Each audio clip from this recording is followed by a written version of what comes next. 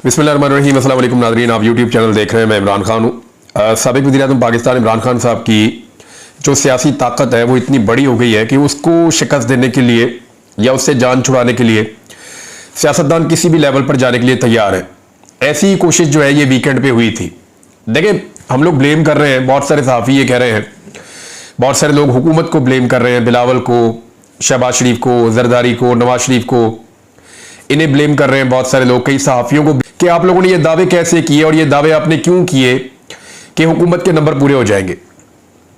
तो दो वजूहात है जिन पे उन्होंने ये दावे किए थे। एक तो उन्हें लगता था कि पाकिस्तान तहरीक इंसाफ के जो हमायत याफ्ता उम्मीदवार जीते हुए इस वक्त आज़ाद कैपेसिटी में, क्योंकि इलेक्शन कमीशन ने सुप्रीम कोर्ट के फैसले पर अमल नहीं किया, तो उनका वोट हासिल कर लिया जाएगा। तो 10-12 बंदों के घर वालों को उठा लिया, बंदों को उठा लिया। ये रियासत के लिए, रियासती इदारों के लिए मुश्किल तो नहीं होता, इतना दबाव डाल लेंगे कि 10-12 बंदे जोर जबरदस्ती से तोड़ लेंगे। लेकिन हुआ ये कि मंसूर अली शाह साहब का जब एक वजाहती एक ऑर्डर आया, उसके बाद सूरत हाल बदल गई। और सूरत हाल ऐसी बदली कि अब वो वोट डाले भी तो काउंट नहीं होता, तो बाकी रह गए 4-5 बंदे। अब ये जो 4-5 बंदे थे, इनसे वोट पूरे नहीं हो रहे थे और जरूरत पड़ गई फजलुर रहमान साहब की। तो फजलुर रहमान साहब के माजी को और उनकी माजी की सियासत को अगर आप देखें, रहमान साहब जो है वो, उनका ट्रैक रिकॉर्ड तो यही है कि वो हमेशा स्टेटस को के साथ जाते हैं और अपना फायदा देखकर अपने मौकिफ को तब्दील करते हैं। ये उनका ट्रैक रिकॉर्ड है, सारी जिंदगी फजलुर रहमान साहब ने यही किया है।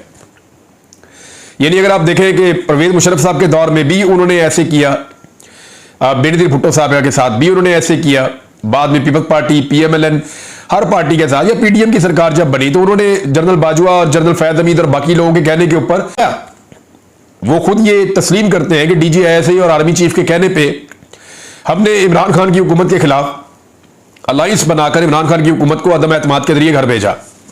तो फजलुर रहमान साहब एक आला कार के तौर पर हमेशा काम करते रहे, सबको यकीन था कि वो अब भी वही करेंगे।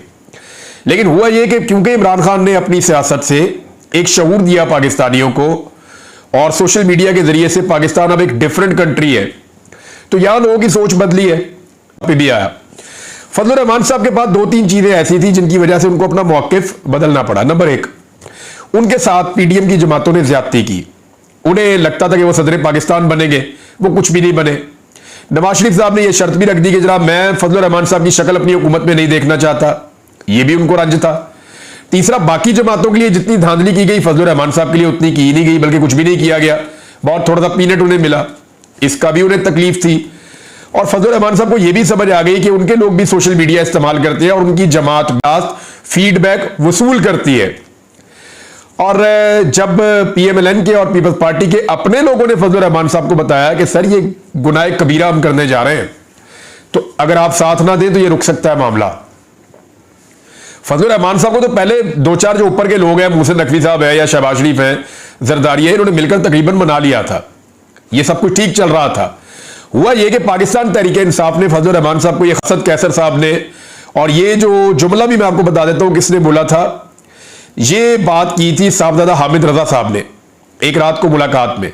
तो उन्होंने कहा कि जी ये तो आपके साथ बड़ी ज्यादती है, आपकी इतनी बड़ी सियासत है इस मुल्क में और आपको आईनी तरमीम का मुसव्वदा दिखाए बगैर वो आपसे हमायत मांगने आ गए। और पाकिस्तान तहरीक इंसाफ ने जब ये बताया फजलुर रहमान साहब को कि जनाब ये 20 तरमीम नहीं है, ये 50 के करीब है, मामला हुकूमत के लिए खराब हुआ।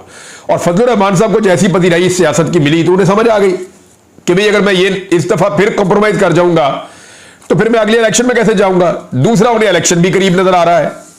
अब जो लोग कल तक फजलुर रहमान साहब के घुटने पकड़ रहे थे कि किसी तरह आप हमें वोट दे दें और ये आईनी तरमीम करवा दें, जो लोग आईनी तरमीम के मुकम्मल तौर पे हमायती थे इमरान खान से बचने के लिए या इमरान खान के खौफ की वजह से, PMLN को तो आप एक साइड पे कर देना, उनका तो ये आईनी तरमीम ही थी, उनका तो सर्वाइवल ही इस आईनी तरमीम के अंदर था। लेकिन पीपल्स पार्टी और ANP की बात करते हैं, MGM की तो इस वक्त कोई औकात नहीं है, वो तो कराची की सारी सीटें उनको जो है वो दी गई है, एक भी सीट वो नहीं जीते। आप अभी फ्री एंड फेयर इलेक्शन करवाएं कराची में, हैदराबाद में, MGM की सारी सीटें फारिग हो जाएगी। और जब भी इलेक्शन होगा अगर फ्री एंड फेयर हुआ तो MGM की सारी सीटें वैसे ही उड़ जाएगी। अब है इस बात में कि ANP और पीपल्स पार्टी क्या कर रहे हैं, अब वो छुड़ा रहे हैं। बिलावल ने बड़े लंबे अरसे के बाद एक निजी टीवी को इंटरव्यू दिया और वहां उन्होंने कहा जी कि देखें बात यह है कि ये कच्चा ड्राफ्ट था, कच्चे के डाकू तो सुने थे, ये कच्चा ड्राफ्ट भी हमने सुन लिया, बिलावल खुद कह रहे हैं कि जो ड्राफ्ट दिया गया वो कुछ और था, पीछे कहानी कोई और थी, हुकूमत के बाद भी सही ड्राफ्ट मौजूद नहीं था और हुकूमत के पास कच्चा ड्राफ्ट था। ये पक्का ड्राफ्ट, कच्चा ड्राफ्ट, ये तो हमने कभी सुना ही नहीं आईनी तरमीम के लिए। और हफ्ते वाले दिन इन्होंने आईनी तरमीम करवानी थी। ड्राफ्ट हफ्ते की रात से शुरू हुई है, तो क्या इनके पास हफ्ते वाले दिन और जुम्मे वाले दिन भी आईनी तरमीम का ड्राफ्ट नहीं था? और एतवार वाले दिन भी इनके पास कच्चा ड्राफ्ट था। ये हुकूमत ही कच्ची है, ये हुकूमत ही कच्ची है, फॉर्म 47 के ऊपर बनी हुई है। ना इनके पास ड्राफ्ट असली है, ना इनके पास इलेक्शन जीतने का फॉर्म असली है, वो भी फॉर्म 47 इनके पास जाली है। बहरहाल बिलावल अपना इमेज बेहतर बनाने की कोशिश कर रहे हैं, क्योंकि उन्हें नजर आ गया कि वकला तहरीक खड़ी हो गई है। वकला को लाहौर में इकट्ठा कर लिया 19 तारीख को, और वो इसके ऊपर जितनी भी नुमाइंदा तंजीमें हैं वकला की, वो सारी इसके अंदर शिरकत कर रही है। और वकला का जो मुतालबा बुनियादी तौर पे सामने आ रहा है वो ये आ रहा है कि हुकूमत जस्टिस मंसूर अली शाह साहब का नोटिफिकेशन जारी करे। मेरे ख्याल में हुकूमत के पास ऑप्शंस महदूद होते जा रहे हैं। हुकूमत अब या तो एक कोशिश करके देख ले, अगर तो वो आईनी तरमीम कर सकती है तो उस हवाले से मेरे पास एक डाटा मैं आपके साथ शेयर कर देता हूं। ये जो चौधरी, मैं बात क्लियर आपको कर दूं, इनके एक कजन है, उनका नाम है चौधरी जहीर, वो रहते हैं बरतानिया में। ये चौधरी इलियास साहब जो है ये उनके पास रहा करते थे जब हालात बुरे थे पाकिस्तान तहरीक इंसाफ के, तो ये पाकिस्तान से भाग गए थे। इलेक्शन होने से चंद दिन पहले चौधरी जहीर साहब जो है उनका अच्छा ताल्लुक है राणा इकबाल साहब जो नून लीग के हैं, जो पुराने स्पीकर थे पंजाब असेंबली के, उनके बेटे से, और साथ में मलक अहमद खान से। क्योंकि ये लोग जो है वो चौधरी जहीर साहब में हुई तो ये सारे लोग आए हुए थे, वो तस्वीर भी अब अवेलेबल है। तो चौधरी जहीर साहब कदर है जी चौधरी इलियास साहब के, और चौधरी इलियास साहब पाकिस्तान तहरीक इंसाफ के हमायत याफ्ता एमएनए हैं। ये जब इन्होंने इलेक्शन लड़ना था तो ये इलेक्शन के कागजात नामजदगी और ये सारी चीजें होने से चंद दिन पहले एक डील के नतीजे में जो मुबैना तौर पे इन्हीं दोनों लोगों ने करवाई थी, मलक अहमद खान ने और जो राणा इकबाल खान साहब के बेटे हैं उन्होंने, इस्लामाबाद एयरपोर्ट पे इनको, वहां एयरपोर्ट पे बड़ा प्रोटोकॉल भी मिला और प्रोटोकॉल के साथ इनको बाहर निकाला गया। उसके बाद इनके कागजात नामजदगी का थोड़ा सा ड्रामा किया गया ताकि बाकियों की तरह ये लगे। फिर इन्होंने वहां पे इलेक्शन लड़ा, इनको गिरफ्तार भी नहीं किया गया, इन्होंने बड़े आराम से इलेक्शन लड़ा, इनको तंग नहीं किया गया। ये जीते और जीतने के बाद अपने वादे के मुताबिक ये काफ लीग के कैंप में चले गए और इनके वहां जाने से उन्हें एक मखसूस नशिस्त एक्स्ट्रा मिल गई। अब इन्होंने अपना वादा तो पूरा कर दिया, लेकिन इनके दिमाग में यह था कि भाई मकबूलियत, तो इन्होंने कहा जी ये तो मेरे साथ धोखा हो गया और बैठते रहिए अपोजिशन के साथ कि जब भी दोबारा इलेक्शन होंगे तो मैं बतौर एक पाकिस्तान तहरीक इंसाफ के वफादार के दोबारा टिकट लेकर फिर एमएनए बन जाऊंगा। हालांकि हालत इनकी यह है कि माजी में जब ये इलेक्शन लड़ते रहे तो 100 वोट भी ये हासिल नहीं कर सकते थे और एक काउंसलर बनने की इनकी हैसियत नहीं है, लेकिन इमरान खान साहब का वोट लेकर इन्होंने धोखा दिया। अब जब भी कभी मुश्किल वक्त आता है चौधरी इलियास गायब हो जाता है। यह मैं आपको बता रहा हूं, जब भी इलियास साहब गायब हो जाते हैं और वो ये बताते हैं जी मुझे उठा लिया गया, मुझे अगवा कर लिया गया और फिर अब जी मैं वापस आ गया हूं, हालात ठीक हो गए। तो चौधरी इलियास साहब को आप याद रखें। मेरे ख्याल में पाकिस्तान तहरीक इंसाफ को चाहिए कि वो चौधरी इलियास साहब को और तहरीक इंसाफ की हमायत से जीतने वाले आदिल बरजवी को, शबीर कुरैशी साहब को जो शाह महमूद कुरैशी साहब के रिश्तेदार हैं, इलियास साहब, ये चौधरी इलियास और चौधरी उस्मान जो साहिवाल से, जो और ये घुमन साहब जो ब्रिगेडियर असलम घुमन है, इन सबको बुलाकर इनसे बाकायदे बयान हल्फी ले, इनसे हलफ ले, क्योंकि ये लोग सारे के सारे तो नहीं मैं कह सकता, लेकिन इनकी वजह से आईनी तरमीम की हुकूमत की उम्मीद बाकी थी। बहरहाल घुमन साहब ने तो कहा जी मैं किसी सूरत में इमरान खान को धोखा नहीं दूंगा, क्योंकि लोग गए वहां पे बड़ा प्रेशर बना और जो उस्मान साहब है उनको मना किया पाकिस्तान तहरीक इंसाफ ने, पाकिस्तान आप वापस ना आए, लेकिन पता नहीं उनके ऊपर क्या दबाव था। वो उस वक्त जब आईनी तरमीम होनी थी और गायब भी हो गए। अंदाजा कीजिए आप कि एक आदमी गायब होने के लिए क्या पाकिस्तान आ सकता है? ये सवालात हैं, ये तो लोग उठाएंगे, लेकिन ये पाकिस्तान तहरीक इंसाफ ने इन मामलात को टैकल करना है। अब एएनपी कह रही है जी हम तो जो तरमीम हो रही थी उसके अंदर चीजों में हम शामिल ही नहीं है, हम तो इंसानी हकूक के जो मामला छेड़े जा रहे थे उसका तो हम कभी हिस्सा नहीं बनेंगे। यार आप लोग तो तरमीम का हिस्सा बन रहे थे, विक्ट्री साइन बना रहे थे, जा जाके सबकी मिन्नत कर रहे थे, एंटी इमरान खान हम जरूर करेंगे, हर हाल में करेंगे। एमएल वली खान साहब ने बादशाह खान का नजरिया शार दस्तूर पे रख के बेचा है, बेड़ा गर्क कर दिया पकड़ के पार्टी का। इतनी इज्जतदार, इतनी बड़ी पार्टी है, इतने शानदार लोग उसके साथ हैं, उनका अपना पूरा एक नजरिया है, लेकिन अब सिर्फ बदरजुबानी में तो नहीं खड़े हो सकते, आपको उसूली मौके पे खड़ा होना होता है। जब खड़े होने का वक्त है उस वक्त आप लेट गए और आप आईनी तरमीम के सामने आपने सरेंडर कर दिया। अब जो वकला एहतजाज करने जा रहे हैं उसमें मुनीर मलिक साहब से 16 रटाए और उन्होंने कहा कि हमें आईनी तरमीम के खिलाफ सुप्रीम कोर्ट में पिटीशन दायर करनी चाहिए। यह दावा किया हसनात मलिक साहब ने। अली अहमद कुर्द साहब भी मैदान में आ गए। उन्होंने कहा जी 2 चीफ जस्टिस नहीं हो सकते एक मुल्क में, यह मजाक नहीं है। आप एक आईनी अदालत बना देंगे और उसके अंदर एक और चीफ जस्टिस बना देंगे रिटायर आदमी को, कादी फायद ईसा साहब को। इस तरह तो आप 2 आर्मी चीफ भी बना दें इस मुल्क में। ये एक नया पॉइंट अली अहमद कुर्द साहब ने भी निकाला, उन्होंने भी मुखालफत की। ये सारा कुछ जो हुआ है तो एक्चुअली ये अली शाह साहब से देखिए, इन्हें यह खतरा है, हो सकता है मंसूर अली शाह साहब ये चीजें करें आने के बाद, क्योंकि चंद चीजें पेंडिंग है सुप्रीम कोर्ट ऑफ पाकिस्तान में। एक धांधली वाला केस है, ये सारा इलेक्शन ही मुतनाज़ है, वो अभी तक सुना ही नहीं जा रहा। एक लेवल प्लेइंग फील्ड वाला भी इनका मामला पड़ा हुआ है, मिलिट्री कोर्ट्स वाला इनका मामला पड़ा हुआ है अदालत में, फिर इलेक्शन ट्रिब्यूनल वाला मामला लटका हुआ है। क्या कादी फायद ईसा साहब जाते जाते कुछ केसों को ऐसे डिसाइड करने की कोशिश करेंगे ताकि पाकिस्तान तहरीक इंसाफ को नुकसान हो? तो इसका जवाब है कि वो ऐसा कर भी सकते हैं, चीज भी है। और वो चीज ये है कि अपील का तो हक मौजूद रहेगा, रिव्यू का, और अगर रिव्यू में पाकिस्तान तहरीक इंसाफ जाती है तो तब तो कादी फायद ईसा साहब मौजूद नहीं होंगे, तो सूरत हाल बदल भी सकती है। बिलावल ने बहरहाल कह दिया जी मंसूर अली शाह साहब ही अगला चीफ जस्टिस होगा। अब ये बिलावल को कहना पड़ गया क्योंकि वो गोंगलुओं से मट्टी अब झाड़ रहे हैं। पहले पूरी कोशिश की कि एक गैर आईनी तरमीम पास करवाकर आईने पाकिस्तान पे तारीख का बदतरीन हमला के लिए पूरी फस्तायत की गई। मरियम नवाज की पुलिस ने औरतों और खवातीन को अगवा करवाया, नामालूम अफराद ने एमएनएस को अगवा किया, और ये सारे उस वक्त खुशियां मना रहे थे, इनके चेहरों की रौनकें ही खत्म नहीं हो रही थी। और जिस वक्त ये आईनी तरमीम पास नहीं करवा सके तो अब उसके बाद सारे जमहूरियत के चैंपियन बन रहे हैं। वो जो वजीर कानून है तारड़ साहब, वो भी अब वकला को ब्रीफिंग देना चाह रहे हैं कि जी मैं बताता हूं एक्चुअली क्या हुआ। अब सारे उस आईनी तरमीम से संविदा इनके पास था ही नहीं, लेकिन they are all equally responsible. ये जितने लोग हैं 212 के अंदर, 212 214 है ये टोटल, इनमें से एक भी ऐसा नहीं है जिसने जब तक इनको उम्मीद रही कि ये आईनी तरमीम पास करवा लेंगे उससे पहले इस आईनी तरमीम की मुखालफत की हो या इसकी एक शिक की भी मुखालफत की हो। इन्होंने एक नुक्ते की मुखालफत नहीं की इस आईनी तरमीम की जब तक के ये आईनी तरमीम पास होने के इम्कानात थे।